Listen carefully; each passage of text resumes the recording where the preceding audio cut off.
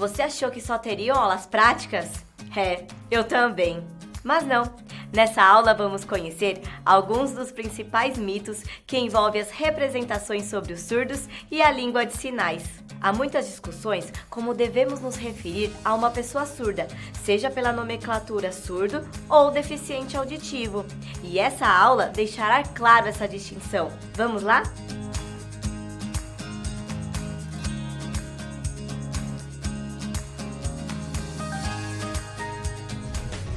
Olá!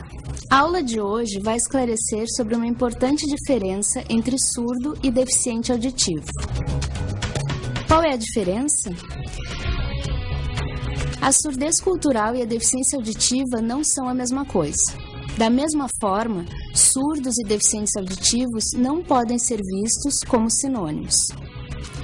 Uma pessoa que não ouve ou tem algum tipo de perda auditiva pode ser surda ou deficiente auditivo. Mas o que define se uma pessoa com perda auditiva é surda ou deficiente auditiva? Trata-se de uma escolha pessoal, que passa pela identificação, ou não, com a cultura e com a comunidade surda.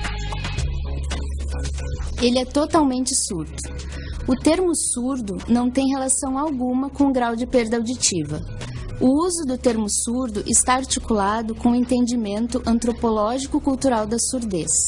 A opção pela cultura surda e pelo uso da língua de sinais não tem relação alguma com os graus de perda auditiva. Um surdo cultural pode ter resíduo auditivo, pode ter usado aparelho auditivo em algum momento da vida e ter aprendido a falar. Mas isso não determina o posicionamento em relação à cultura surda ou à deficiência auditiva. Seguindo esse entendimento, há duas possibilidades de viver a condição da perda auditiva inscritas em duas formas distintas de olhar essas pessoas, o olhar clínico e o olhar cultural. Deficiência auditiva, olhar clínico. Nessa forma de olhar, a perda auditiva é vista como uma patologia a ser tratada e essa pessoa é denominada de deficiente auditivo. O deficiente auditivo é caracterizado e determinado pelo diagnóstico médico, faz uso de aparelho auditivo, comunica-se através da fala e da leitura labial e busca adequar-se o máximo possível aos padrões de vida das pessoas ouvintes. Surdez, olhar cultural.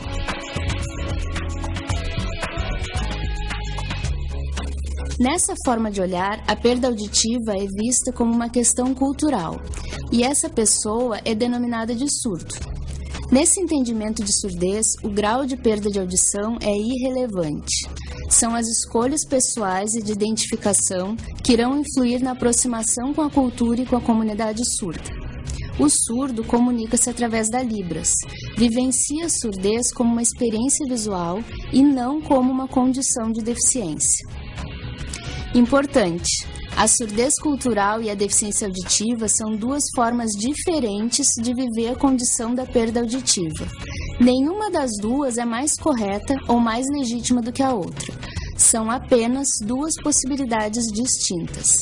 Cabe a cada pessoa optar por uma dessas formas de viver a surdez. Mas por que estabelecer essa distinção? É fundamental estabelecer essa distinção porque surdos e deficientes auditivos devem receber atendimentos na escola ou em outros contextos sociais diferenciados. O surdo não deve ser visto como deficiente e o deficiente auditivo não deve ser tratado como surdo. Lembre-se, o deficiente auditivo não usa a língua de sinais para se comunicar. A língua do deficiente auditivo é a língua portuguesa. Apenas o surdo usa a língua de sinais. A língua portuguesa deve ser entendida como uma segunda língua para o surdo. A Libras é universal? A Libras não é universal. Cada país tem a sua própria língua de sinais. No Brasil, temos a língua brasileira de sinais. Tal como a língua portuguesa, a Libras também tem variações regionais. De um estado para o outro, há algumas variações entre os sinais utilizados. Você irá perceber essas diferenças quando pesquisar em vídeos na internet ou quando acessar os dicionários virtuais. Entenda as variações regionais como sinônimos. Quanto mais vocabulário você adquirir, melhor. Atenção! Não perceba os surdos como deficientes. Eles apenas usam uma língua diferente dos ouvintes. Lembre-se que os surdos não são deficientes, mas sujeitos pertencentes a uma minoria linguística e cultural. Bem, a nossa aula fica por aqui. Busque mais informações sobre esse assunto. Então, até mais e bons estudos. Tchau!